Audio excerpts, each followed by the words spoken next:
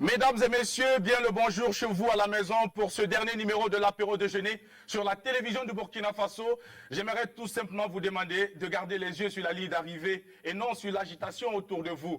Focalisez-vous sur l'objectif et surtout ne soyez pas distraits parce que demain sera meilleur. Merci de nous rejoindre pour ce dernier numéro, pour la dernière aventure sur la télévision du Burkina Faso, l'apéro déjeuner qui a été donc conduit de main de maître par la team présente, Drabo le chancelier, Adel Rwamba et moi-même. Nous sommes encore très heureux de vous savoir également très nombreux à nous suivre pour ce dernier numéro vendredi. Il y aura de la communication, nous allons parler de journalisme, mais également nous allons ouvrir une petite fenêtre pour parler politique. Restez donc connectés parce que le meilleur, vous le savez, reste à venir. Drabo le chancelier est avec nous. Vendredi, comme toujours, il y a l'œil de la cité au rendez-vous. Mais je m'en vais d'abord lui dire bonjour et lui souhaiter une très belle journée de vendredi et lui souhaiter également tout doucement une bonne fin du mois de jeûne. Oui, ben, tout doucement, on y arrive. Tu as bien dit, c'est le dernier numéro de la semaine. Oui. Mais l'émission continue la semaine prochaine avec une autre équipe et ce sera toujours avec le même plaisir en tout cas que toute l'équipe, je dirais toute l'équipe, A et B, en tout cas, prennent du plaisir à vous distribuer la bonne humeur sur les antennes de la télévision nationale du Burkina Faso. Aujourd'hui, c'est vendredi, l'heure de la cité, en tout cas, qui revient. Alors, depuis, en tout cas, le mardi 19 mai, on a pu voir des vidéos virales sur la toile, en tout cas, qui montraient des adolescents qui se donnaient à des combats à main nue. Nous en avons parlé le mercredi et les autorités ont entendu et ont réagi. Et nous venons aujourd'hui pour faire le compte-rendu de ce qui a été fait depuis ce temps. Comme quoi, le message est bien passé. Le message est bien passé. Le message n'est pas tombé dans l'oreille de l'autorité a réagi. L'autorité a réagi. Et nous venons ici dire merci à l'autorité. Merci beaucoup, Drabo le chancelier. Le développement dans un court instant, au cours de cette belle aventure de l'apéro déjeuner sur la télévision du Burkina Faso, vous avez compris, ne jamais donc aller au déjeuner, ça marquait un temps à l'apéro pour vous donner toute la force et l'énergie nécessaire afin de poursuivre cette journée. Mesdames et messieurs, elle est la seule dame sur ce plateau et avec elle, mesdames, nous allons aussi entendre son bonjour chaleureux, mais également avec elle connaître le thème du jour, un thème qui vous sera soumis pour vous permettre de nous appeler lorsqu'il sera 12h temps universel pour nous donner votre avis. Mesdames et messieurs, Adel Rwamba est avec nous. Je lui souhaite une belle journée de vendredi. Bienvenue à toi, Adel. Bonjour, bonjour la team, bonjour à tous ceux-là qui nous regardent. Hein. Belle journée de vendredi à vous également. Alors, chers amis musulmans, demain c'est la fête. À cause, non, je termine. À cause du coronavirus, du Covid-19, vous allez mettre tout ça là dans des kits. Vous savez qu'ils ne mangent pas riz. Mettez seulement le poulet là, d'accord? Moi, je viendrai chercher à la porte. Ok? Donc, on se donne rendez-vous demain. Pendant qu'on dit aux gens de rester chez eux, toi, tu vas aller manger Non, chez j'ai eux. dit à la porte. Je m'arrête à la porte, je prends mon kit et je repars. D'accord. C'est tout. C'est rassuré. Donc, S'il y a kit d'ailleurs. Non, il peut avoir le kit. Il ne faut pas ouvrir seulement le kit devant ma porte. Bon, mais ça aussi, il faut d'abord attendre la lune hein, avant de dire que demain c'est la fête. Parce qu'on sait jamais. Je pense que Drabo verra la lune. J'ai une question même pour Drabo. Moi, je ne comprends pas. Pendant le ramadan, là, tu n'as même pas perdu un seul gramme. Comment ça se fait? Non, mais Les autres maigrissent. je pense avoir dit ici que ça se passe dans la tête en Ah, fait. Voilà. d'accord. Le jeûne, Oui. on ne le fait pas par contrainte. Ok, laisse-moi dire bonjour. Voilà. Alors, bonjour aux gens qui nous regardent, ceux de la diaspora, vous qui êtes nombreux tous les jours à nous suivre du lundi au vendredi. Ce fut un plaisir pour moi, enfin, ce fut un plaisir. C'est un plaisir pour moi de partager ces moments avec vous parce que l'émission ne fait que commencer, elle n'est pas encore terminée. Donc, restez connectés, vous êtes sur les antennes de la RTB et vous suivez l'émission Apéro Déjeuner. Alors, Adèle, après Oui. ce bonjour, Oui. j'allais dire un bonjour qui nous amène donc à percevoir toute la force et l'énergie que tu as donné ce matin.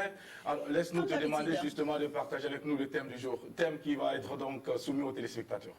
Oui, alors un thème vraiment que beaucoup, j'espère qu'on aura beaucoup de personnes qui vont appeler aujourd'hui pour nous donner leurs différents avis. Et je vous propose ce thème. Est-il vrai qu'une punition est un acte de charité? Est-il vrai qu'une punition est un acte de charité? Si oui ou non, ce sera tout à l'heure quand il sera 12h au 25 31 83 53 pour nous partager vos différents avis. Parce que c'est sûr que les avis seront divergents, mais on attend de voir quand il sera 12h. Merci beaucoup. Alors, à la suite de vos différents propos, je m'adresse à présent aux téléspectateurs. pour leur dire qu'il est important de toujours communiquer. La communication est indispensable dans les relations humaines. Et nous, ce matin de vendredi, nous allons communiquer. Nous allons communiquer avec un invité, pas des moindres. Un invité qui est bien connu, une figure de proue dans notre gouvernement. Mesdames et messieurs, le ministre de la Communication, porte-parole du gouvernement, est notre invité du jour. C'est à lui que nous allons étaler le tapis rouge. C'est lui que nous allons installer sur la chaise de l'invité dans la rubrique Tranche de vie. Tout savoir sur notre invité, c'est pour tout à l'heure. Mais avant, permettez-moi d'aller vous permettre donc de découvrir le clip qui va ouvrir les portes de cette aventure du jour, vendredi. Et nous regardons cette belle vidéo. Et juste après, on se parle et on installe notre invité. Bienvenue à toutes et à tous. Vous êtes à la bonne adresse. Le carrefour des hommes et des femmes qui ont une histoire et un parcours à compter. C'est à l'apéro déjeuner sur la télévision du Burkina Faso. Votre programme phare. Toi-même, tu connais. Allez, on regarde. On se parle juste après.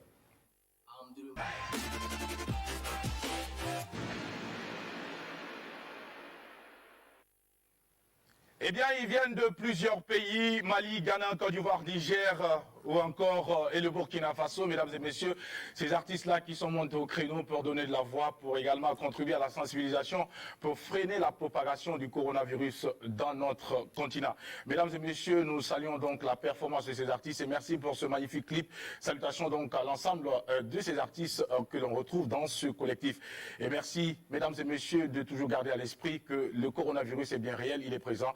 Continuez donc à respecter les mesures barrières édictées par le ministère de la Santé pour qu'ensemble nous puissions donc freiner sa propagation. Et ce n'est pas Drabo qui me dira le contraire parce que nous constatons également sur le terrain qu'il y a encore des cas, mais également il y a des guérisons.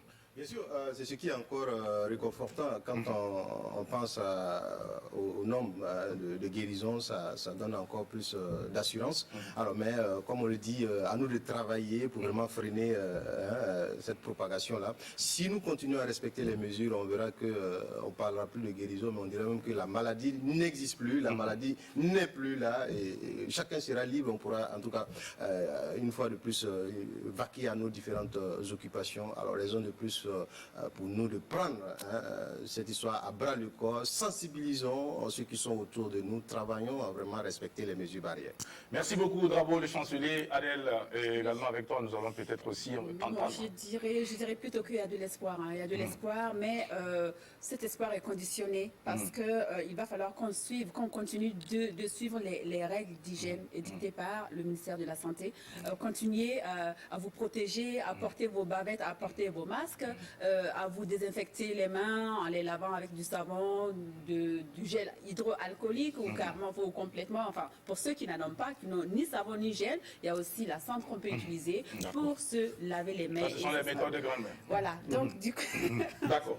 Merci de nous rappeler que tu viens de très loin. Oui, bien évidemment, je viens de très loin. Alors, je tiens à préciser à nos chers téléspectateurs que cette émission est en direct, en streaming sur Waga Showtime. Donc, pour ceux-là qui sont au bureau, qui n'ont pas d'écran télé en face d'eux, vous avez la possibilité de nous suivre en direct sur Facebook, en streaming sur Waga Showtime.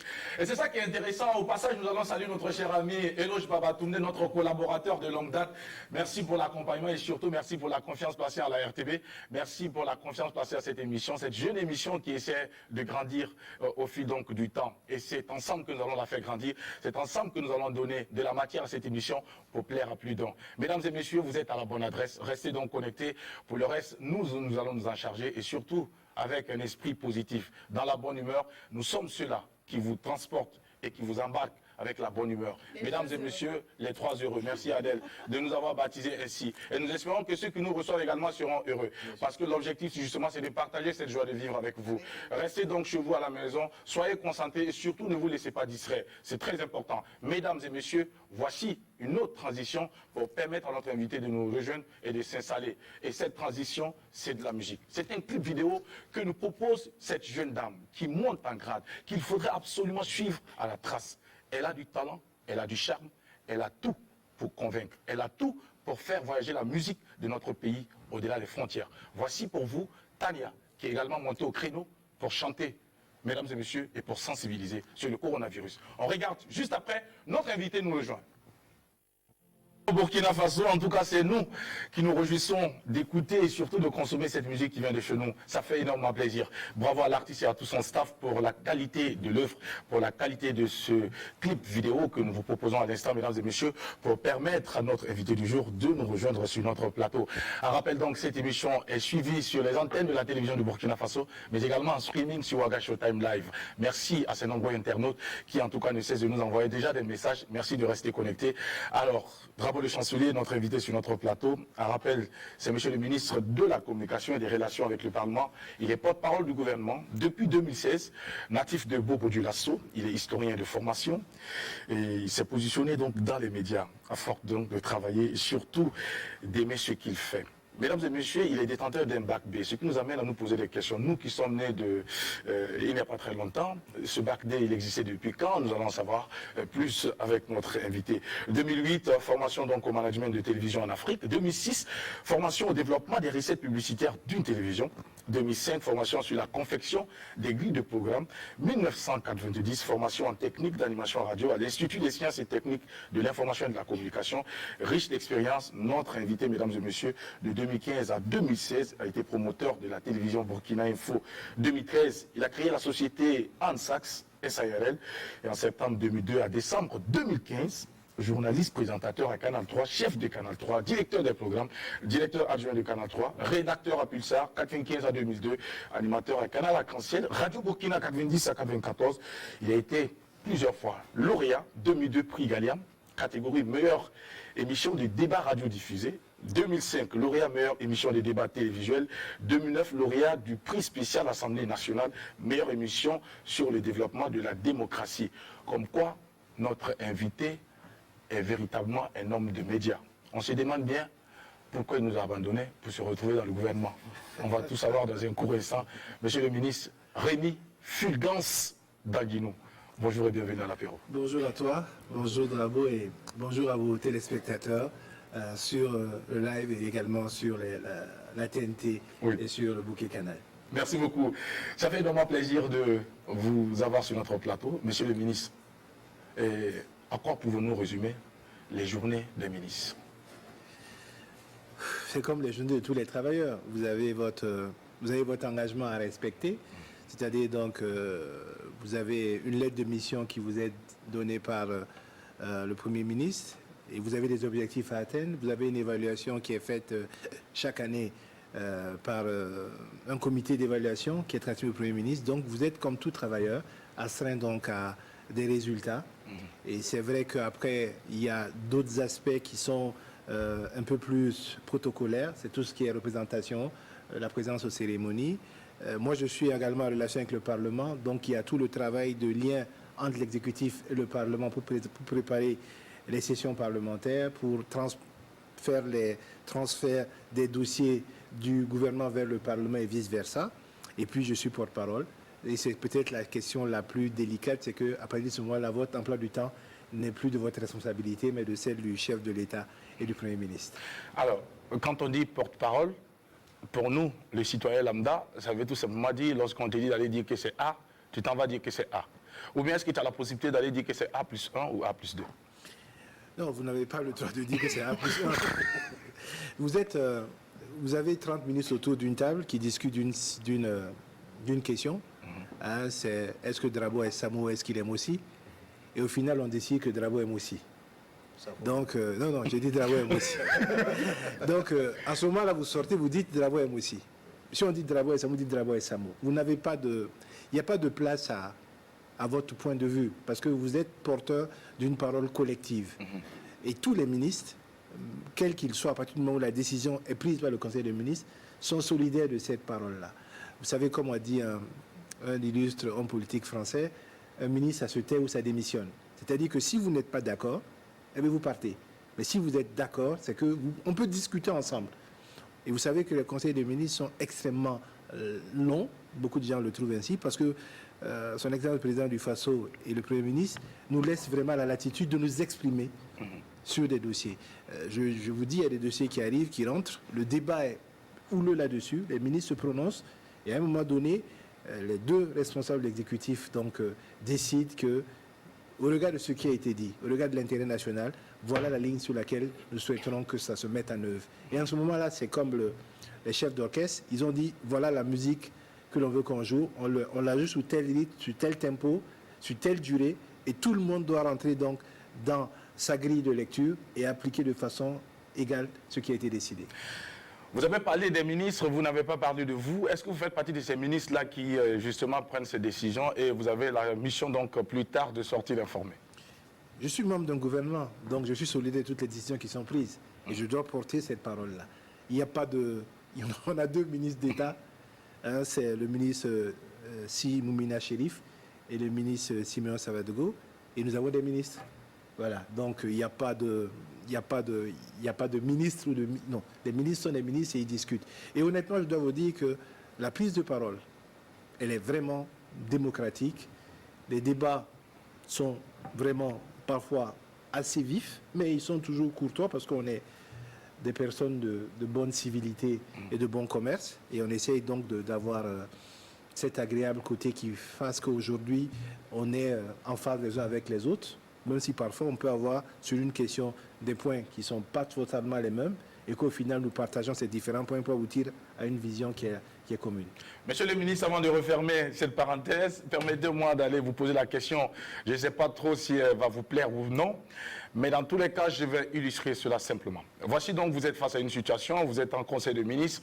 Alors l'ensemble des ministres, j'allais dire 90% des ministres décident donc, ou 99% des ministres décident que ça, c'est de couleur verte. Et vous savez consciemment, en votre âme et conscience, que cette couleur, elle est jaune.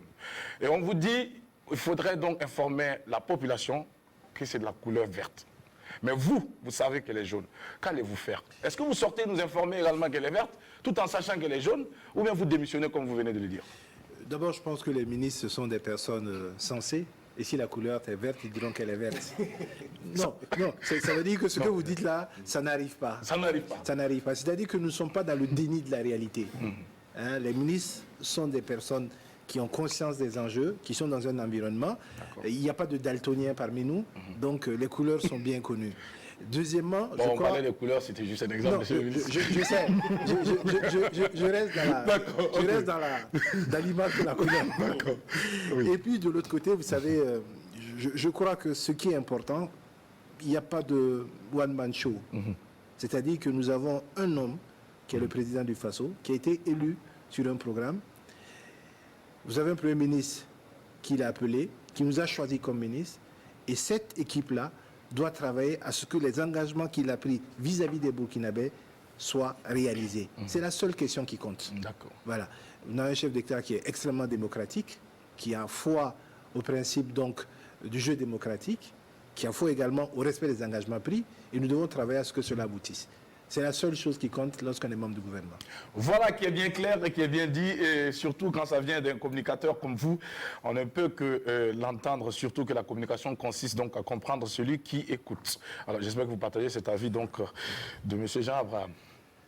Il est important justement que si vous communiquez uniquement pour vous-même, ça n'a pas de sens. Ça n'a pas de sens. Il faut arriver justement à ce que ce qui est mis en œuvre soit compris par les populations. Il faut arriver à ce que l'expression de l'accord, du désaccord ou des incompréhensions de ces populations-là soit répercutée à votre niveau, afin justement que l'ajustement soit perpétuellement fait pour que la mission première qui est satisfaire la population, vous savez, le ministre c'est serviteur, donc c'est servir la population, la mission première, qu'elle soit entièrement respectée et mise en œuvre. Lorsqu'on sert la population, on se sert. Lorsqu'on est utile à la population, on est utile à toute la nation. Et lorsqu'on merci. sert la population, on ne se sert pas. Ah, d'accord. On ne se sert pas. On essaie d'être utile à la nation. Ah, d'accord. On peut se tromper dans le parcours, mais on ne se sert pas. On se sert pas. La fonction n'est pas là pour se servir. Pour se servir. Elle est là pour servir les autres. Pour servir les autres. Et ça s'arrête là. Ça s'arrête là. Merci beaucoup, monsieur le ministre. Si vous vous servez, vous répondrez devant la justice. Et ça, c'est clair. Et devant le peuple aussi. Oui. Monsieur le ministre, Rémi et Fulgence d'Anguinou, on sait que vous êtes natif de Bobo du Lasso, c'est vrai. Est-ce que vous avez grandi à Bobo après, ou bien vous êtes venu à Bobo par hasard parce que les parents se sont retrouvés à Bobo du Lasso? Non, je suis né à Bobo, je suis né à Sekassosira, la maternité de l'hôpital Sourou-Sanon. Voilà, donc je suis natif de Bobo. J'y ai fait toute une partie de mon existence. J'ai vécu à Sikassosira et ensuite à Koko. Voilà les deux quartiers qui sont mes ancrages bobolais. Voilà. Mes parents y sont arrivés assez tôt. C'est vrai que je suis d'un père d'origine béninoise qui est arrivé très tôt au Burkina, qui a grandi. J'ai une mère aussi qui est d'origine togolaise, qui est née à Bobo, qui a grandi à Bobo, qui doit être dans les 82-83 ans cette année, qui vit là. Voilà, donc c'est un peu mon histoire comme ça. Je suis de cette génération de Burkinabés devenus d'origine différente, mais qui n'ont connu que le Burkina comme terre de vie. Et donc, voilà. Le choix de porter la nationalité burkinabé venait de vous, ça a été donc un choix que vous avez discuté avec papa et maman avant? Non, c'est un choix qui paraissait évident. Vous savez, je vais raconter une petite anecdote qui n'a rien à voir. J'ai une fille qui est née à Ouagadougou et qui a grandi dans un espace où elle a toujours pensé que c'était sa famille, mais première. Et le jour où elle a appris, elle a dit, ah bon? Donc ça veut dire que je suis juste, voilà. Un peu bobo pour moi, c'est ça en fait. Je n'avais pas d'autre choix que ça paraissait évident. Donc je suis allé avec, comme tout le monde, faire mon certificat de nationalité. Et puis, comme la loi burkinabé permet justement parce qu'on appelle le droit de la terre, donc j'en ai bénéficié et j'en suis très fier. On sait également que vous êtes historien de formation et plus tard on vous retrouve dans les médias. Comment est-ce que cela a été fait? De l'histoire à la communication, qu'est-ce qui s'est passé? Parce qu'il n'y avait pas de débouché pour la faculté des sciences humaines, telles que l'histoire, ou c'est parce que monsieur le ministre avait de l'amour ou de la passion pour la communication? Ou bien vous aviez envie de parler aux gens? Non, vous savez, mon choix d'histoire d'ailleurs est un choix assez particulier. J'ai été un bon élève, et tous mes promotionnaires me disaient, mais pourquoi tu as fait l'histoire? Parce que je voulais faire l'histoire. Un bon élève pour les notes ou c'était pour le comportement?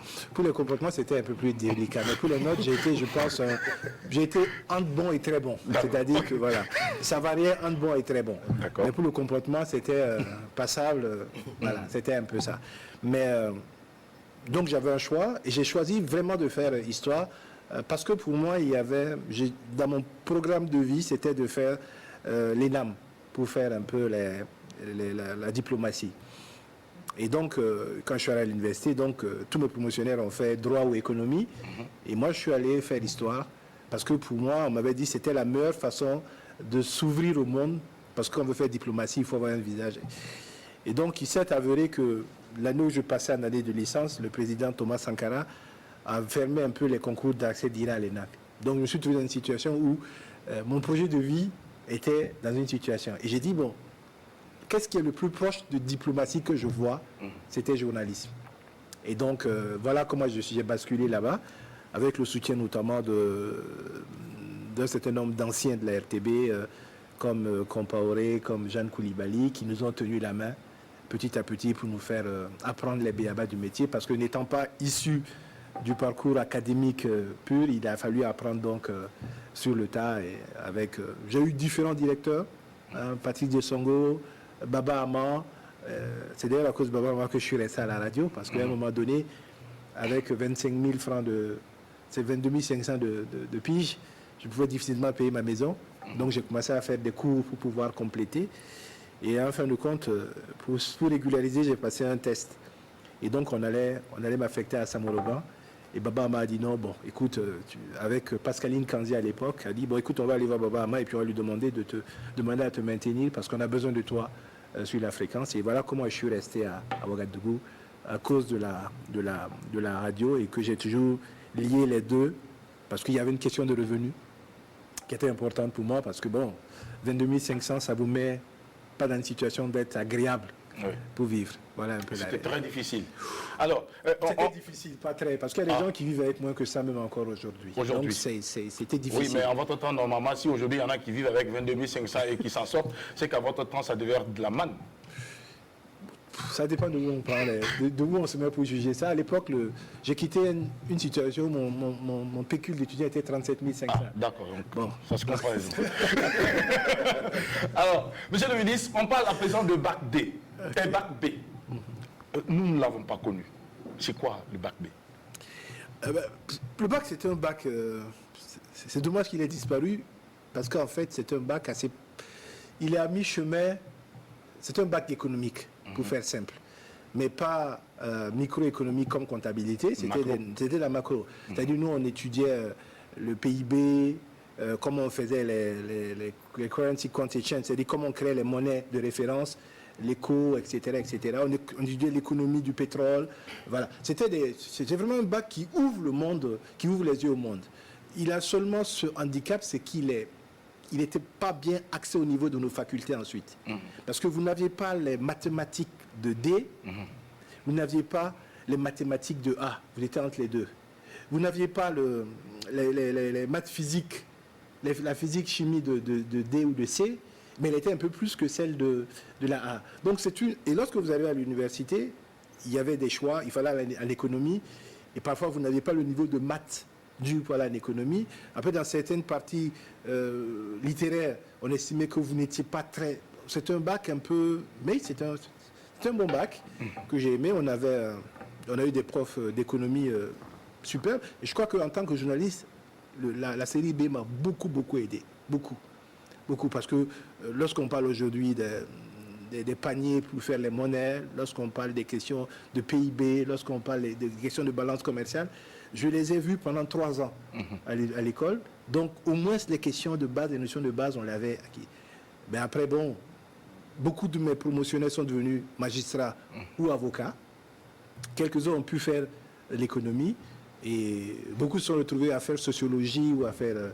mais beaucoup n'aimaient pas l'histoire parce que pour l'histoire, c'était pas forcément leur dada. D'accord. Merci beaucoup. Drabo le chancelier qui va donc aller au rebond. Voilà, moi, je vais parler du travail du journalisme. Il y a des gens qui disent qu'on ne vient pas dans ce métier-là pour s'enrichir. Vous, aujourd'hui, pour avoir fait un parcours en tant que journaliste, aujourd'hui, est-ce que vous partagez cela? Il y a des métiers où on devient riche. Hein. Si vous êtes investisseur ou boursicoté, etc. Mais un métier doit quand même permettre à la personne qui l'exerce d'en vivre dignement. Être riche, ça dépend de ce qu'on met derrière être riche. Si être riche, c'est pouvoir s'offrir chaque vacances à Tahiti ou à Las Palmas, ça va être difficile. Oui. Voilà. Mais je pense qu'on doit pouvoir vivre de son métier et en être justement rémunéré. Et de temps en temps, aller visiter les sites touristiques du Burkina. Oui, mais ça, on n'a pas besoin d'attendre d'être riche. Hein. Vous savez, j'ai eu la chance entre 2010 et 2014 de faire quasiment tous les chefs-lieux de région et les chefs-lieux de province du Burkina. Donc, mais ça, c'est une question de besoin de connaître le pays. Et donc, en tant que journaliste, il y a tellement d'opportunités pour le faire qu'on n'a pas besoin d'être forcément assis donc, dans une situation, une posture de richesse pour le faire. Mais je crois effectivement qu'il faut prendre en compte cette réalité et il faut revoir vraiment la question de traitement des journalistes parce que c'est un métier qui demande une certaine autonomie de vie et c'est un métier qui nécessite aussi qu'on soit au-dessus du besoin pour ne pas... Tomber. Après, on peut, vous savez... Même si vous êtes milliardaire, on peut quand même vous acheter à quelque chose. Mais seulement vous avez un prix. Mais vous avez un prix, et j'estime que le journaliste, le prix qu'il a, c'est celui de garder sa probité et sa dignité. Et il faut lui payer ce prix-là, c'est-à-dire donc lui donner les moyens de conserver cette probité et cette dignité-là. Alors, toujours dans ce sens, il y a eu autant de cartons qui ont été distribués pendant votre passage à 43. Est-ce que vous, aujourd'hui, quand vous faites une lecture, est-ce que vous avez tendance à voir que les cartons ont servi à un changement? Je pense que je ne suis pas seul. Hein. De cette période-là, il y a beaucoup de personnes qui ont œuvré à ce que nous ayons une opinion nationale qui se crée. Et j'ai la faiblesse de penser que ce soit mes éditos sur les réseaux sociaux à l'époque ou mes cartons, ont permis également de se poser des questions. Poser des questions, mais c'est vrai que pour certaines personnes, j'étais un peu fou à l'époque, mais ça permettait de poser des questions. Et ça relayait un peu ce que les Burkinabés se posaient comme question, et ça permettait d'avoir un jugement qui était le mien, sur une action politique ou une action économique ou une action sociale qui a été posée. Mais les cartons, ils étaient à l'endroit de tout le monde. Ce n'était pas seulement aux dirigeants. Je me rappelle que j'ai eu maille à partir avec certains étudiants. Lorsqu'ils ont hué le Premier ministre Luc Adol Tiao, je leur ai donné un carton en leur disant il y a d'autres façons de s'exprimer que de vouloir manquer de respect forcément à l'autorité. Même si je n'étais pas d'accord avec ce qui était mis en œuvre, j'estimais qu'ils n'avaient pas à le manifester de cette façon. Donc le carton, c'était peut-être mon édito, et je crois que ça a servi. Mais vous savez, je suis de ceux qui croient que la critique, elle est nécessaire, elle est vivifiante même. Après, c'est comment on l'a fait. Et pour moi, ce qui pose problème aujourd'hui, ce n'est pas la critique en tant que telle. C'est parfois le manque de respect, l'injure, la perte de certain nombre de valeurs qui sont derrière. Sinon, la critique, elle est vitale.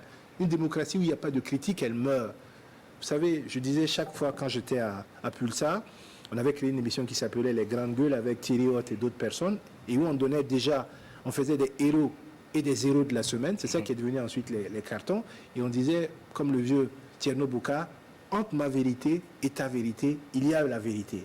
Et à nous de travailler à ce qu'on aille vers ce milieu-là, mais dans le respect, le juste équilibre, mais dans le respect de nos valeurs. Et c'est important d'avoir des valeurs, parce qu'un pays ne se construit pas sans valeurs. Un pays ne se construit pas sans valeur. Monsieur le ministre, nous avons une photo qui va s'afficher avec la complicité de la réalisation, où à l'arrière, on vous voit sur la photo, mais à l'arrière, il y a quelqu'un qui brandit du papier où il est écrit « Sommet, que veux-tu » Je crois bien, si... Voilà. Bien. Est-ce que cette photo vous rappelle quelque chose? Oui, je pense que ça devait être en 2015. Je crois que c'était lorsque la présidente du CSC, Nathalie Sommet, avait maille à partir avec les médias qui avaient des émissions d'expression. Voilà. Et donc, nous étions allés donc, avec un certain nombre de responsables pour apporter notre soutien à ces médias-là. Parce que je crois et je continue de penser que les émissions d'expression, ça va, avec la révolution, on a eu Radio Entrée Parler, et depuis, ça ne s'est pas arrêté. Donc, ça va, ça ne va pas, etc. sur les plateaux. C'est important. Ces émissions interactives-là sont importantes pour que les populations expriment leur point de vue, mais qu'en retour, les animateurs et les journalistes qui construisent ces émissions-là participent à donner aux auditeurs les clés de lecture de l'actualité, les clés de lecture des phénomènes. Peut-être le seul reproche qu'on peut faire, c'est que les journalistes et les animateurs de ces émissions-là, aujourd'hui, sont un peu en retrait. Ils laissent les gens parler, sans rattraper les erreurs, sans donner des clés de lecture, sans expliquer. Et ça, je pense qu'il y a un travail qui a été fait avec l'UNALPHA, au sein de l'UNALPHA, pour améliorer ça. J'aime bien, par exemple, ce qu'une radio comme Savane fait, parce qu'ils ont un modérateur derrière, ils ont quelqu'un qui, dès qu'une question est posée, regarde les thématiques, donne les informations. Parce que comme c'est ouvert à tous les sujets, parfois ça part dans tous les sens. Et le journaliste n'étant pas une encyclopédie ouverte, il a besoin donc d'un travail de script derrière pour lui permettre donc de mieux répondre et de mieux donner les clés de lecture. Parce que c'est important que l'opinion se construise sur des clés de lecture, que les gens comprennent les enjeux. Donc c'était, je pense, c'était en 2015 devant le CSC. Devant le CSC. Merci beaucoup, monsieur le ministre. Tout à l'heure, nous allons revenir avec vous pour la suite de cet entretien. Et cette fois-ci, nous allons parler de la relation journalisme et communication. Parce que vous avez été autrefois journaliste, on est journaliste à vie. Aujourd'hui, vous êtes à la charge donc, de la communication, porte-parole du gouvernement. Nous allons tout à l'heure revenir donc, pour la suite. Mais avant, on va vous demander donc, de prêter une attention particulière à ce qui sera servi donc, à nos téléspectateurs par notre cher ami Drabo Le Samoroquet dans la rubrique L'œil de la cité. Transition, donc, c'est maintenant.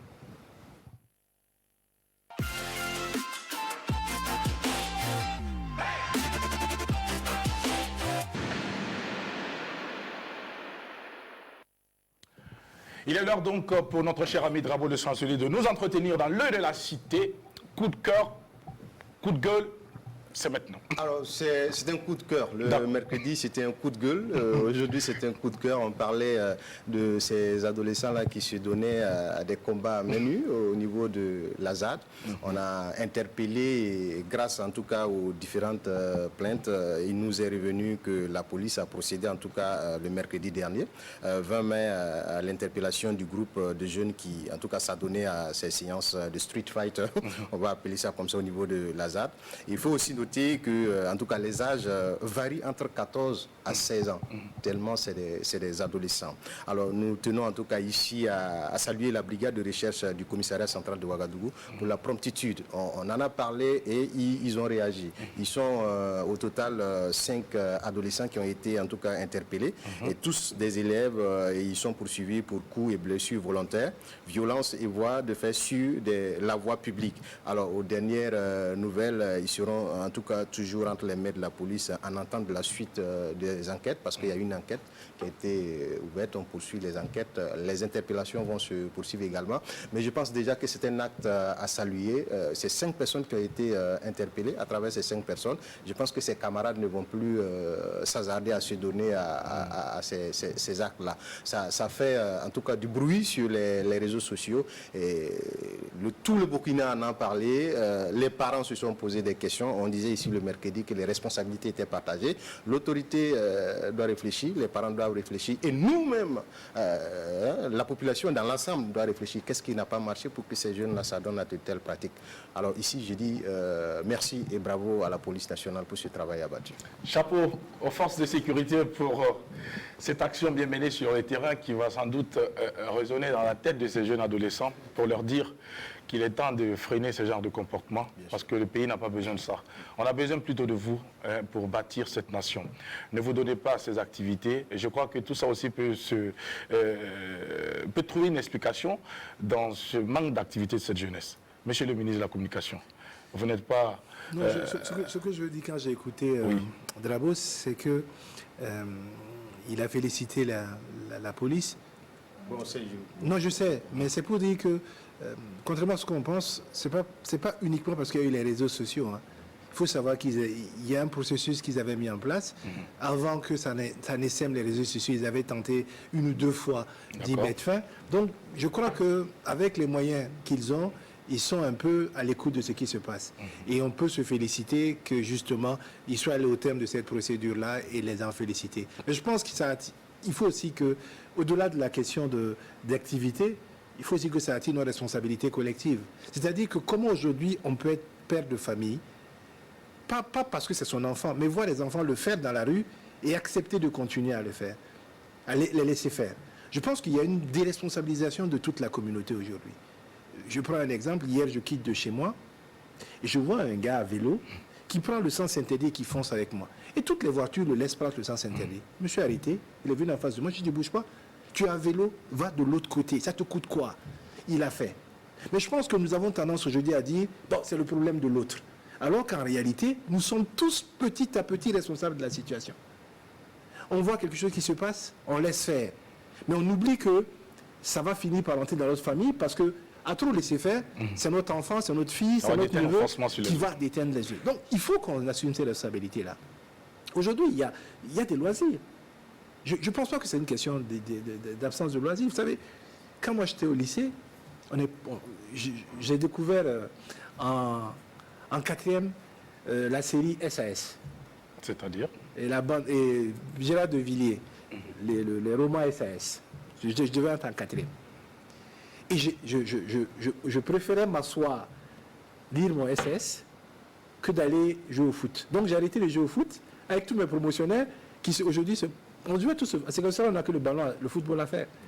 Dans mon 6 mètres, je dis en rigolant, en face de moi, j'ai eu 4 ou 5 qui ont joué en équipe nationale.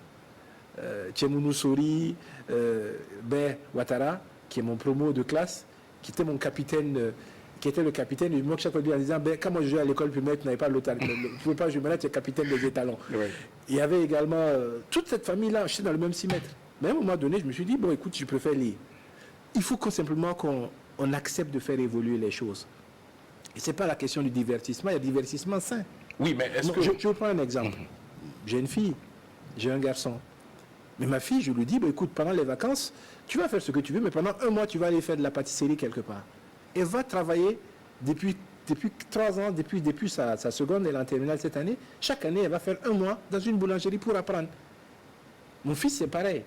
À un moment donné, je dis, écoute, tu vas aller au centre d'artisanat d'art, tu vas apprendre à faire quelque chose de tes mains. Il a appris à faire du batik pendant 4 ans. Donc je crois que c'est aux parents d'assumer. Il y a plein de possibilités. Je sais que le Sénasa, chaque année, au mois des vacances, organise des choses. Il y a des camps vacances culture. Il faut que les parents sortent de cette attitude de laisser nos enfants faire. Après, c'est vrai que la solution, ce n'est pas forcément être riche.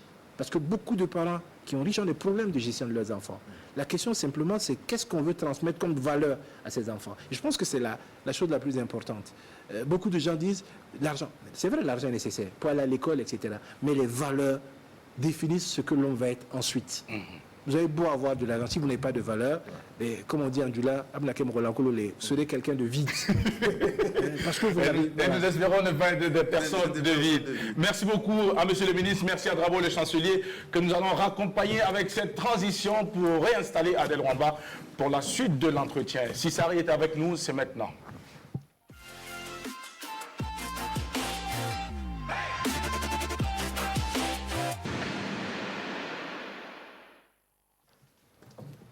Retour sur notre plateau, nous recevons pour vous, mesdames et messieurs, dans l'apéro Tranche de vie, monsieur le ministre de la Communication, porte-parole du gouvernement. Monsieur le ministre, je parlais tout à l'heure donc de journalisme et de communication. La question que je me pose maintenant, comment s'est fait qu'un journaliste qui attribuait des cartons rouges, qui critiquait, aujourd'hui se retrouve en train donc de porter la casquette de communicateur? Est-ce que quelque part pour vous, vous ne serez pas en train de faire perdre un peu, comment on appelle ça, est-ce que vous ne serez pas en train de perdre votre côté journalistique? Parce qu'aujourd'hui, le journaliste est bien différent du communicateur. C'est clair que je ne suis pas journaliste. Vous n'êtes plus journaliste. Ça, c'est clair. Ça, c'est clair. Oui. Mais est-ce que plus tard, vous allez redevenir journaliste? C'est quand même, aujourd'hui, c'est le métier que j'ai appris à faire. C'est le métier que je sais faire. Donc, ça veut dire que c'est possible. Et c'est absolument une possibilité. Pourquoi? Parce que l'intervalle ministériel, ça s'achève. Et il va falloir continuer à travailler. Voilà, donc je vais retourner à ce que je sais faire. Et alors, et lorsque vous allez revenir pour être journaliste, comment les choses vont se passer? Puisqu'aujourd'hui, c'est pas sûr que vous êtes applaudi par les journalistes. Moi, vous savez, si je reprends quelque chose, ça va être encore une bagarre. La question, ce n'est pas d'être applaudi, d'être aimé ou pas. La question, c'est de vouloir faire ce qu'on fait avec conviction. Vous savez, à l'époque, quand je donnais les cartons, ceux qui étaient en face au pouvoir ne m'aimaient pas. Les populations m'aimaient. Aujourd'hui, si je dis des choses, les populations ne m'aiment pas. Mais ce n'est pas pour autant que je pense que ce que je dis est faux. On n'a pas besoin forcément d'avoir l'adhésion, l'oreille des gens quand on dit quelque chose que l'on croit sincère et vrai. Donc demain, je retournerai à mon métier. Peut-être qu'il y a un certain nombre de choses que je ne pourrais plus faire en tant que journaliste parce que, ayant occupé une position de communicant pour un gouvernement, il y a difficilement des crédits à avoir sur certaines choses. Voilà. Quand je faisais des émissions de débat, j'étais impartial. Aujourd'hui, je ne peux pas m'asseoir pour faire un débat avec Adel d'un parti X et toi d'un parti Y, alors que j'ai été dans le même parti où j'ai participé à la mise en œuvre du travail de ce parti-là, qui est celui d'Adel. Donc, même ma crédibilité va être remise en cause. Mais il y a différentes autres possibilités qui s'offrent en tant que journaliste pour faire ce métier-là. Voilà. Mais journaliste, c'est une chose, et je l'ai fait avec beaucoup de passion pendant des années. Ministre responsable de la communication, c'est une chose. Je le fais également avec énormément de passion aujourd'hui parce que j'ai eu la chance et vraiment une marque d'estime d'être nommé à ce gouvernement-là et d'y rester de 2016 à nos jours. D'accord. Merci beaucoup. Adel est de retour sur le plateau et c'est l'heure pour nous justement de te permettre de nous entretenir donc dans la rubrique Sabuzz. Juste après, tu vas rebondir pour ta préoccupation. Okay, c'est maintenant transition Sabuzz avec Adel Rwamba.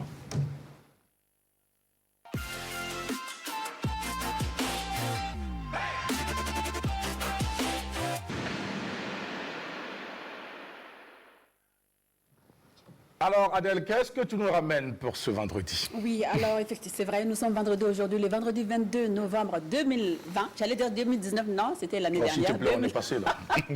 2020 et voilà ce que nous avons trouvé sur Internet pour vous. Si vous n'avez jamais vu le coq, le seul coq militaire au monde, regardez, le voici. Ah ben voilà. D'accord. Qu'est-ce qu'il fait de lui on n'a pas de volume. D'accord. Ah, on n'a pas de son. Il marche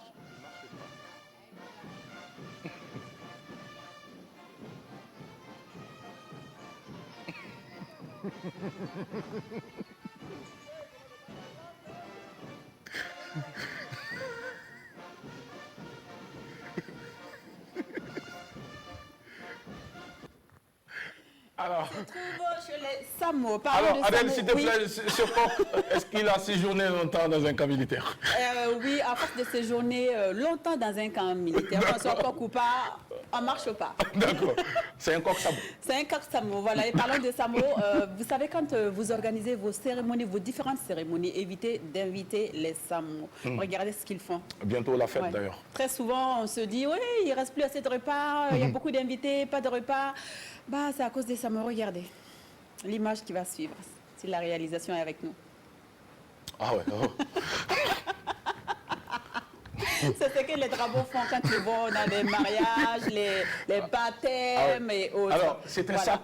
C'est un sac à dos. Il remplit tout simplement son sac de riz gras, Oui. qu'il va les partager avec les gens de son village, tout simplement. Au moins la famille aura de quoi manger. Voilà, on va dire ça comme ça. Respectez les mots aussi. Ouais. Hein. D'accord. Alors, Alors, pour on termine terminer- avec quoi? Pour terminer, vous savez, il y a certains hommes, quand ils reviennent du travail et que le plat de midi, le déjeuner n'est pas encore prêt, ils s'énervent, ils pètent les plombs. Mais essayez le travail des dames, essayez le travail des mamans qui sont restées à la maison et vous verrez que ce n'est pas si simple que ça. Aussi simple que ça, regardez.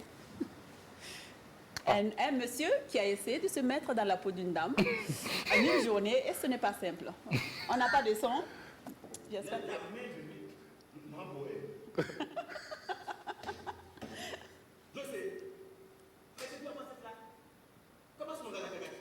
Surtout vous autres qui adorez manger le photo.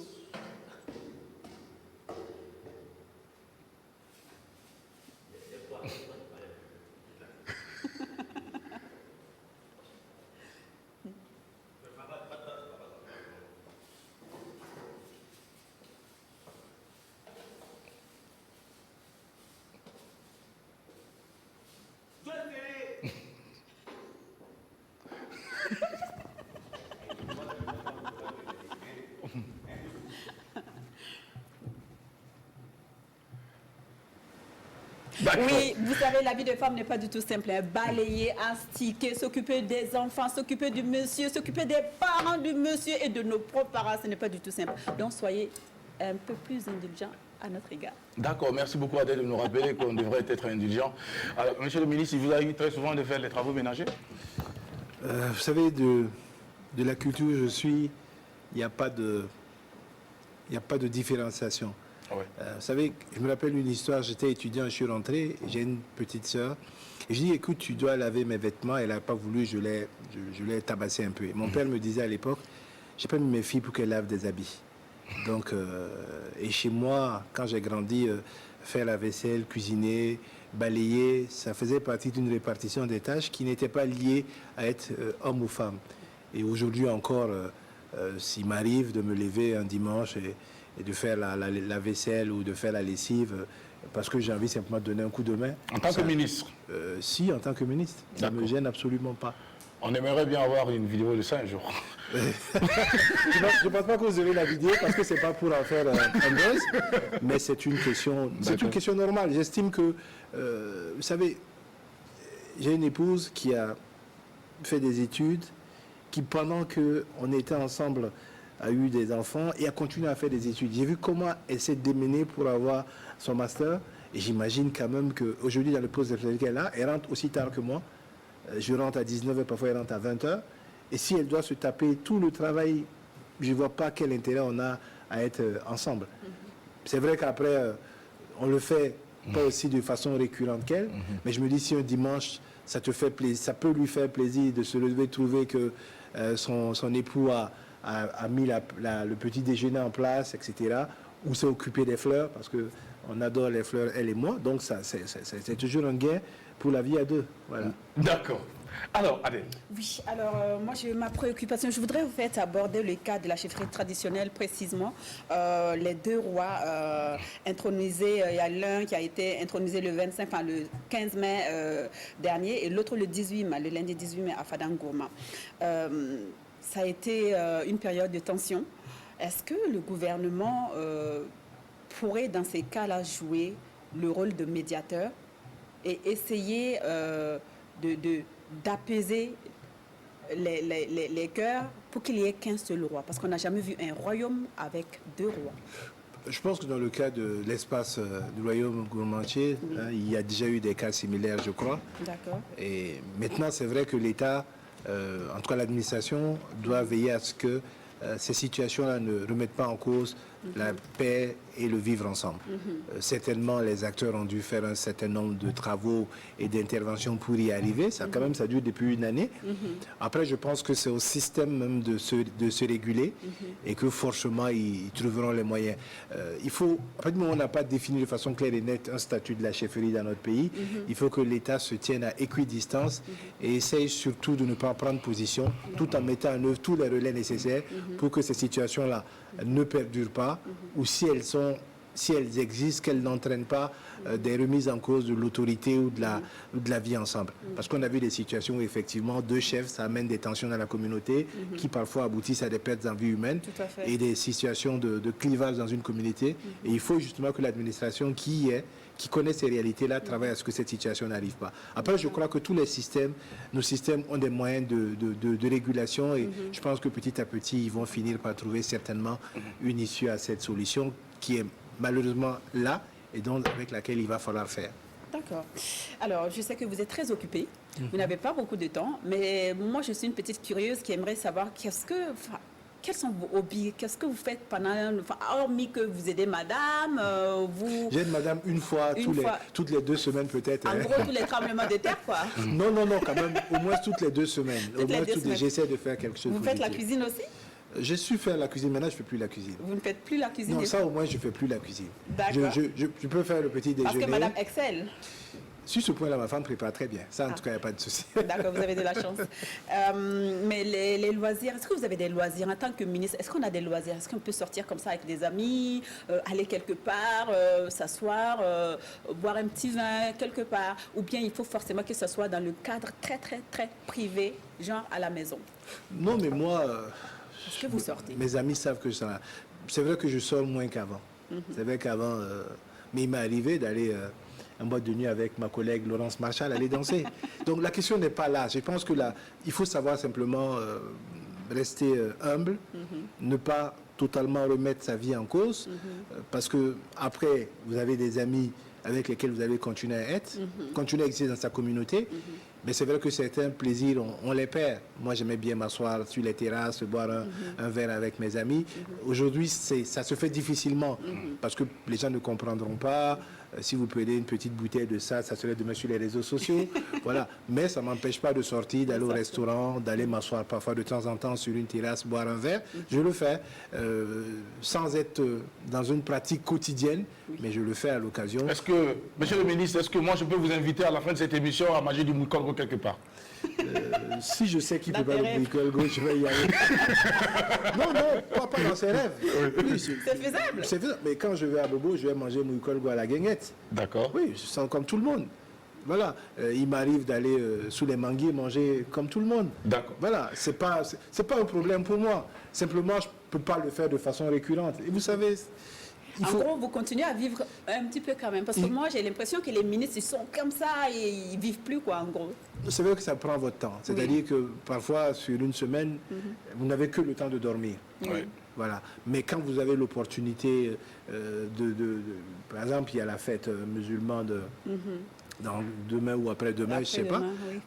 Même s'il y a la distanciation physique, j'irai bien manger un morceau de mouton d'un ou 2 amis. Oui. Voilà, c'est important pour moi de continuer à exister dans cette communauté avec laquelle je suis, avec ces gens qui sont au quotidien de ma vie, parce que quand j'ai un problème, c'est eux qui sont là. Tout à fait. Donc, voilà. Mais il est clair que ça peut changer ta vie. Et que si certains de tes amis ne sont pas attentifs, après vous avez des amitiés qui se cassent parce que vous n'avez plus la même disponibilité. Ça c'est clair. Mais moi j'essaye vraiment autant que je peux de continuer à rester dans mon quartier, tout le monde le sait. Je fais toujours mes achats. Je vais à la boutique payer mon pain, mon truc. Je vais en boutique faire les... Je n'ai pas changé ma façon de vivre. Je m'arrête dans mes pharmacies, payer mes médicaments, comme tout le monde. Voilà, parce que Vous j'estime... discutez avec les populations au passage. Ben, je discute avec les gens tout le temps. Hein, voilà. La dernière fois, je suis allé... J'ai refait la peinture de ma maison. Donc, je suis allé payer de la peinture. Et puis, je tombe sur des jeunes qui vendaient des produits. Et puis, je commence à leur faire la bagarre en disant, vous vendez, vous n'avez même pas respecté la distanciation. Mais comme ils sont plus futés que moi, ils sont allés, ils sont retournés, ils sont venus me vendre les produits. On a fait des photos ensemble. Voilà, il n'y a pas de problème sur ça. D'accord. D'accord, Merci beaucoup. Merci Adèle. On va justement rappeler le thème aux téléspectateurs. Et juste après, nous jouons avec Monsieur le ministre. Alors, pour le thème de ce jour, est-il vrai qu'une punition est un acte de charité? Est-il vrai qu'une punition est un acte de charité? Si oui ou non, ça sera juste après le jeu au 25 31 83 53. Alors, Monsieur le ministre, nous allons tester vos connaissances à présent. Mais avant, une question qui est restée quand même sur la table, c'est la question donc de l'affectation de nombreux agents des médias publics. On ne pouvait pas vous recevoir sans revenir donc sur cette question. Il y a eu trop de salive et puis trop d'encre qui ont coulé à cette occasion. À quand leur retour? Ou c'est définitif? Vous êtes un vrai journaliste. C'est-à-dire que vous avez dit non, on va rester dans ce cadre-là. Mais là, je suis d'accord parce que j'aurais fait la même chose. D'accord, merci. Merci beaucoup. Non, c'est de bonne guerre. Oui. Je pense que le journaliste doit rester, la personne qui anime un plateau doit rester alerte et savoir aussi prendre les rebonds nécessaires. C'est un processus qui est en cours. Vous savez que nous avons essayé de régulariser une situation administrative délicate. On l'a fait avec des grincements dedans. Et comme je le dis chaque fois, c'est un processus qui est engagé. C'est pas seulement en mars. Hein. On en a commencé à en parler avec les responsables depuis le mois de septembre. Voilà. Donc c'est pas quelque chose qui visait quelque chose en particulier, c'est rétablir une situation. Après, les EPE ont estimé qu'ils avaient besoin d'un certain nombre de personnes pour fonctionner. Ils m'ont présenté d'autres besoins et j'ai dit que nous allons regarder par rapport à l'évolution des grilles et des contenus pour que ces personnes-là puissent revenir. Voilà. Vous savez, il ne s'agit pas de sanctionner X ou Y, il s'agit de remettre quelque chose en état. Et je dis, il n'y a aucun intérêt pour moi à voir quelqu'un qui est journaliste ou caméraman être hors de son circuit. Voilà. Mais de l'autre côté aussi, et ça il faut que certaines personnes l'admettent, ils sont aussi des fonctionnaires. Et par définition donc, ils sont susceptibles d'être affectés là où on a besoin d'eux. Tout à fait. Que ce soit dans la direction de la communication, que ce soit au service d'information du gouvernement, que ce soit au niveau de la DGM, on a besoin d'assistants et de conseillers en sciences et techniques de l'information. On en a besoin, donc ils peuvent y aller. Voilà. Donc je crois qu'il faut qu'on sorte de cette polémique-là et puis regarder ce qu'on peut faire pour que nos EPE, la communication, soient vraiment des EPE au service des populations.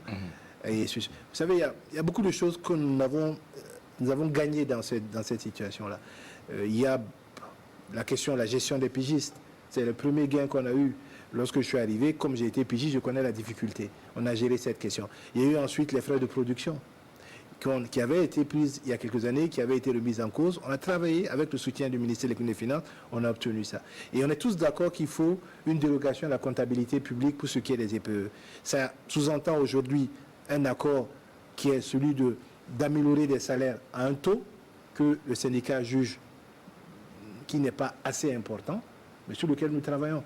Vous savez par exemple que nous avons obtenu également que le code vestimentaire par exemple soit corrigé, qu'on passe de 30 000 à 50 000 francs. Donc il y a des acquis que nous avons eus sur lesquels nous devons travailler. Mais je suis d'accord quand les journalistes, les travailleurs des médias publics disent il faut plus. Et c'est pour ça justement dans la renomination des DG, nous voulons le donner comme objectif en disant nous, l'État, nous sommes capables de faire cet accompagnement-là, à ce niveau. Maintenant, vous avez comme mission de corriger de telle sorte que si c'est... Je prends un exemple. Les gens veulent 60% d'augmentation de salaire. L'État leur donne un pourcentage. Mais vous avez comme directeur, dans 2 ans, d'avoir doublé ce pourcentage ou de l'avoir passé à plus 1 par exemple. Voilà, donc on travaille sur des objectifs afin que ça marche. Je crois qu'il faut qu'on accepte et je suis d'accord avec la discussion qui est en cours actuellement. Je voudrais dire simplement, et c'est parce que je parle avec tout le monde, je ne parle avec personne. Ce n'est pas des questions de personnes, c'est juste des questions pour pouvoir mieux prendre en compte une réalité et on va trouver des solutions. Mais ce que je veux dire de façon claire et nette, c'est que dans la situation aujourd'hui des EPE, on ne peut pas reprendre tout le monde. Ça n'a pas de sens. D'accord. Ça n'a pas de sens. Par exemple, j'ai dit, toutes les personnes qui vont à la retraite, vous ne pouvez pas les enlever des EPE. C'est pas possible. Que ça soit sur 1 année, sur 2 ans, vous devez les garder dans les EPE parce que soit elles ont contracté des engagements, soit elles ont besoin de finaliser leur sortie. Après, il y a d'autres réalités qu'il faut que nous regardions ensemble. Mais comme je dis, dans un dialogue fécond, hein, c'est parce que nous n'avons pas eu de dialogue. Là, je suis d'accord avec souvent les syndicats, on discute et on sent. Quand les personnes se parlent et ne s'écoutent pas, ça crée des problèmes. Donc souvent, on se parle et on ne s'écoute pas. Et on aurait pu éviter beaucoup de choses si on s'écoutait vraiment. D'accord. Merci beaucoup, monsieur le ministre, pour cet éclaircissement. Nous allons donc à présent jouer avec vous très rapidement. Ça va aller vite. Ça va se passer à l'écran. Les questions vont s'afficher. Vous n'avez qu'à répondre pas vrai ou faux. Et puis après, on va faire le total des points pour voir si j'en gagne plus ou c'est vous. Alors, monsieur le ministre, c'est parti pour la première question et c'est maintenant.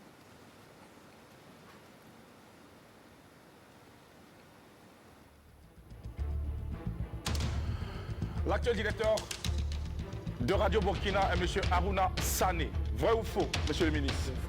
C'est faux. Bravo, vous marquez le point. C'est mon collaborateur. Alors, voici la deuxième question, monsieur le ministre. Elle s'affiche à l'écran. Haïlé Selassie a séjourné au Burkina Faso, vrai ou faux? Après, je ne sais pas, je dirais faux. Mais je dirais faux. Et pour... c'est le Négus. Oui. Je ne me rappelle pas, je ne crois pas. Répondez pas vrai ou faux, monsieur le ministre? Faux. Et pourtant, c'est vrai. Je marque le point. Dans les années 60, au temps de Maurice Amiro, il était là, dans le cadre donc, de la création de l'UIA. Ah, félicitations. Voilà. Je savais que j'allais vous coller ici, monsieur le ministre. Ça, c'est mon premier point. Voici la prochaine question qui s'affiche à l'écran. Le pays est un hebdomadaire d'info du Burkina Faso. Vrai ou faux? Faux. Vrai, non, hebdo, quotidien, faux. C'est faux. C'est faux. Bravo, monsieur le ministre. Vous marquez donc 2 points. Et voici la prochaine question. Elle s'affiche à l'écran avec Saré. Canal Arc-en-Ciel a été créé le 31 décembre 1993. Vrai ou faux? C'est faux. C'est faux? C'est faux. C'était en quelle année? Je ne sais pas, mais ça doit être soit en 90, soit en 91, mais c'est faux. Eh bien, bravo. C'est 91 justement.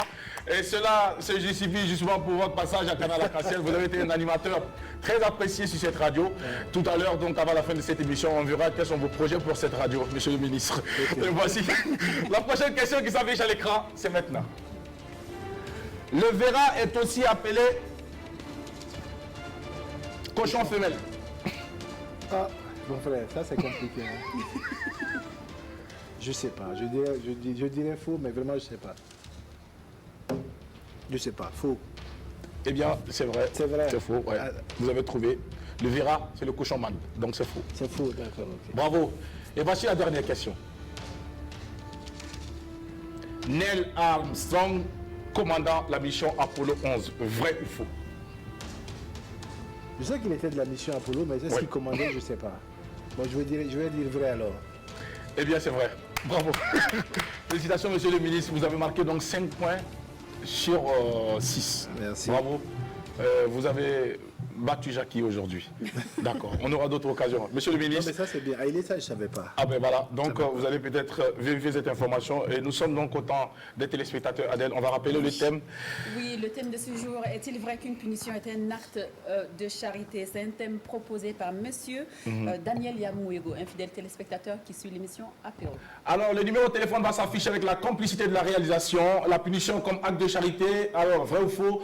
Vous allez nous appeler pour nous donner votre avis sur le 25 31 423 53. Et je rappelle donc à ceux qui nous prennent en vol que nous recevrons pour l'apéro du jour, le dernier numéro d'ailleurs de la semaine, monsieur le ministre de la Communication, porte-parole du gouvernement, monsieur Fulgence Rémi Danjino. Alors, monsieur le ministre, le temps donc que nous ayons, on a déjà quelqu'un en ligne. Alors, bonjour.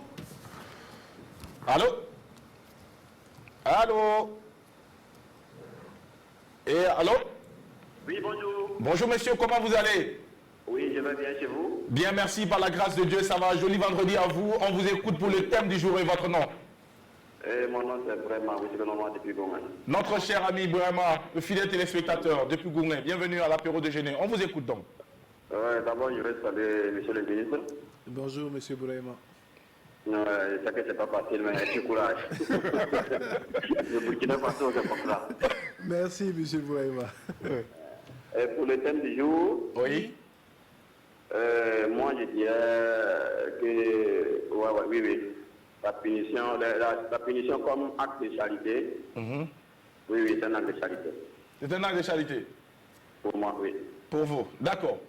Ok, et si pourquoi je comprends alors? bien de moi, hein, parce qu'il faudra que vous expliquez, parce que ce n'est pas tout le monde qui va comprendre ça. La punition comme acte de charité, ce n'est pas tout le monde qui va comprendre. Mais qu'est-ce que vous avez compris pour dire que moi, j'ai compris si la punition, si c'est bien parfois, si la punition, c'est bien parfois, quoi. C'est bien, quoi. Parfois, si c'est bien, oui. Par exemple, moi, je suis musulman, je fais des carèmes, donc c'est genre une punition, je mettais une acte de charité. Oui, en ce sens, oui. Et si vous, par exemple, donnez une punition à votre enfant également, est-ce qu'il y a un acte de charité? Oui, moi, mon enfant, je l'aime très bien. Si je le punis, c'est que c'est pour son bien. D'accord. Alors, donc, vous comprenez la question. Merci beaucoup, vraiment, on vous souhaite une très belle journée de vendredi. Merci à vous. Merci beaucoup. Alors, monsieur le ministre, le temps donc que nous ayons d'autres réactions, on va poursuivre. Canal Arc-en-Ciel, vous êtes passé sur cette radio. C'est une radio qui aujourd'hui est la FM de la radio mère. Cette radio qui aujourd'hui est en train de revenir, de renaître. Alors, qu'est-ce qui est fait par le ministère de la Communication pour pouvoir positionner cette radio, cette FM publique? Non, ce n'est pas ce qui est fait par le ministère. C'est-à-dire le ministère a un EPE qui est la RTB. La RTB a un projet pour Canal et je pense que nous les accompagnons dans le projet. Je pense qu'il est important. On a quelqu'un? Excusez, monsieur le ministre. Oui, allô, bonjour. Oui, bonjour. Comment vous allez, monsieur? Oui, ça va chez vous. Bien, merci. Votre nom, c'est quoi? C'est Bruno Sommet. Monsieur Bruno Sommet nous appelle depuis quelle localité? De Ouagadougou. Ouagadougou, bienvenue et joli vendredi. On vous écoute pour le thème du jour. Ok. Je voudrais d'abord féliciter monsieur le ministre pour l'ensemble de ses engagements et tout le travail qu'il a fait au sein du ministère. Merci. Sans être du domaine, je vois qu'il fournit beaucoup d'efforts. D'accord. Pour ça, c'est important de le féliciter, même si à un moment donné, on a envie de lui donner des cartons rouges aussi. Mais ça, c'est normal. Et je pense que je le prends avec beaucoup de fair play. Ok, il n'y a pas de souci. Merci bien. Par rapport au sujet, oui. J'aimerais déjà dire que la charité, quand elle est bien mesurée, d'accord, est un acte de... La punition du moins, quand elle est bien mesurée, est un acte de charité. D'accord. Et c'est là pour plusieurs raisons. On ne peut pas se lever un jour et frapper sa grand-mère et dire que c'est une punition et que c'est un acte de charité. Et on doit l'exercer sur une personne donnée. D'accord. Et ensuite, connaître vraiment la personne cible. Et ensuite, doser aussi la punition. D'accord. Voilà, et c'est comme on le dit, moi en tant que tel, je serais tenté peut-être de punir mon enfant, même si je sais que le ministre n'accepte pas le coup de fouet de le gouvernement. Mais je suis tenté de fouetter mon enfant souvent pour lui donner une correction à ce qu'il ne puisse pas le répéter plus tard. D'accord. Néanmoins, nonobstant tout ça, c'est des actions qui doivent permettre en réalité à cet enfant-là d'être un leader pour demain. D'accord. Voilà, et c'est pourquoi, à mon niveau, je pense que souvent la punition est un acte de charité, mais ça dépend de là où on exerce. Ça dépend de là où on exerce. Oui, il faut une punition mesurée. D'accord. Une punition qui permet réellement à ce que la personne puisse s'épanouir. D'accord. Merci beaucoup pour votre contribution très importante à ce thème et nous allons vous souhaiter une belle journée. Alors Adèle est en train d'hausser la tête, c'est pour dire qu'elle partage son avis. D'accord. Ok. Alors, monsieur le ministre, on poursuit donc avec vous par rapport donc à la question de Canal Arc-en-Ciel. Non, je pense qu'il y a un positionnement de Canal Arc-en-Ciel qui est pertinent. D'accord. Vous savez qu'un peu pour l'histoire à l'époque, il y avait Horizon FM, il fallait trouver le tenant. Et c'est un peu ce qui a amené Canal Arc-en-Ciel. Aujourd'hui, il faut vraiment redonner à cette FM-là son caractère urbain, son caractère jeune. Et il faut casser un peu les codes pour ne pas répéter ce que nous avons fait pendant des années. Je pense que le projet existe. Il y a malheureusement, la question de l'équipement est une question essentielle. L'année dernière, nous avons dû réguler une partie du budget. Et cette année encore, avec la question de la Covid-19, nous avons également été obligés de réguler les budgets. Là, je suis en train de me battre pour que une partie de ce budget-là, notamment pour la chaîne d'info de la télévision, ne soit pas perdue. Donc, ce qui fait que la question d'équipement est une question essentielle. Même si la radio coûte moins cher en équipement que la télé, il faut capaciter Canal Arc-en-Ciel afin que cette chaîne-là soit à la hauteur des ambitions. Mais il est nécessaire qu'elle existe. Il est nécessaire qu'elle existe parce que il faut redéfinir peut-être le public cible et le travail à ce que cette grille-là puisse correspondre un peu à cette jeunesse urbaine. C'est cette majorité de la population entre 35 ans et un 35 et un peu moins, qui aujourd'hui est là, porteur des changements, et a besoin de cette nécessité il y a quelque chose à faire. Et moi, je suis vraiment... J'en suis fier, vous savez que moi, je suis issu de cette maison-là. J'y ai tout appris, hein, y compris à monter avec les bandes sur les Revox, avec voilà, entre techniciens ici qui sont là. Il a appris à prendre le micro à l'antenne à l'ancienne en levant la main et tout ça. J'ai tout fait. Donc voilà. Et c'est vraiment un creuset formidable. Et je souhaiterais que ça puisse rester... Aujourd'hui, Canal Arc-en-Ciel est perdu dans le lot des FM. Il faut vraiment qu'elle devienne une FM positionnée. Voilà, c'est à l'échelle nationale. D'accord. Et dans les pays de la sous-région, ils ont réussi à faire de FM des chaînes nationales, les FM qui sont les plus regardées, les plus écoutées face aux FM. Donc il y a quelque chose à faire à ce niveau. D'accord. Merci beaucoup, monsieur le ministre, de nous rassurer donc. Alors Adèle, ton avis sur le thème du jour? On a quelqu'un en ligne, on prend la personne juste après. Bonjour. Oui, bonjour. Comment vous allez, monsieur? Oui, ça va, et chez vous? Ça va bien par la grâce de Dieu. Joli vendredi à vous, on vous écoute, votre nom, vous venez d'où? Je suis Gouré Ayuba, je suis à Banfora. Monsieur Ali... Ayuba Gouré. D'accord, à Banfora, d'accord. Bienvenue à l'apéro, on vous écoute pour le thème du jour. Voilà, et bon, en fait, concernant le thème à la punition comme acte de charité, je partage un peu le thème. D'accord. Parce que par moment, on sait que, et voilà, on châtie parce qu'on aime. D'accord. Voilà, mais il arrive par moment qu'on voit qu'on châtie aussi parce qu'on n'aime pas. D'accord. Voilà, quand on prend par exemple une femme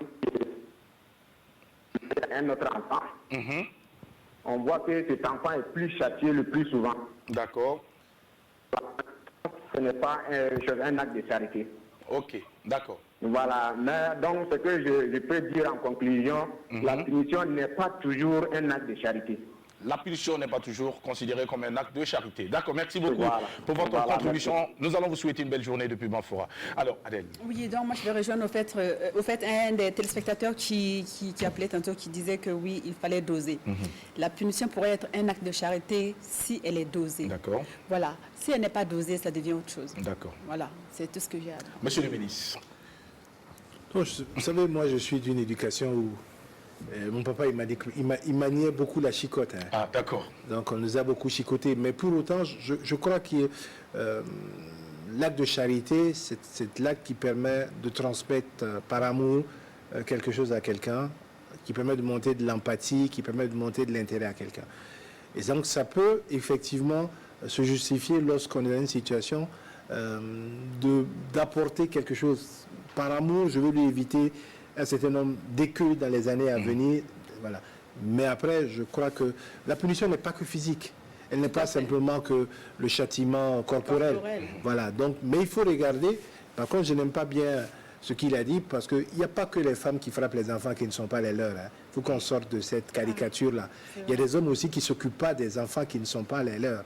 Alors que ces enfants-là doivent être sous leur responsabilité puisqu'ils ont accepté. Ou il y a des hommes aussi qui font de la ségrégation entre les enfants, à partir du moment où ils n'ont plus l'affection pour une mère d'un de leurs enfants. Tout à fait. Voilà, donc il faut qu'on sorte de la caricature, ce sont les femmes, ce sont les femmes. Le mal, il est partagé. Et moi, je crois qu'il faut arriver à ce que punir peut être un acte d'amour. C'est comme ça, moi, je comprends. C'est-à-dire que je suis pas, peut-être parce que mon père m'a beaucoup chicoté, je ne suis pas adepte de la chicotte. D'accord. Mais pour autant, je trouve que la sanction, la punition, elle est nécessaire. Mais ça, en rapport avec qui? Je ne vois pas comment aujourd'hui, avec ma mère qui a 80 ans, je vais dire je vais faire un acte de punition. Ce n'est pas possible. Voilà. Il y a simplement le niveau auquel nous on transmet la chose et comment on met en œuvre. Il faut savoir relativiser. Il faut savoir relativiser. Tout est question de perspective, comme disent les journalistes, d'angle d'attaque. D'accord.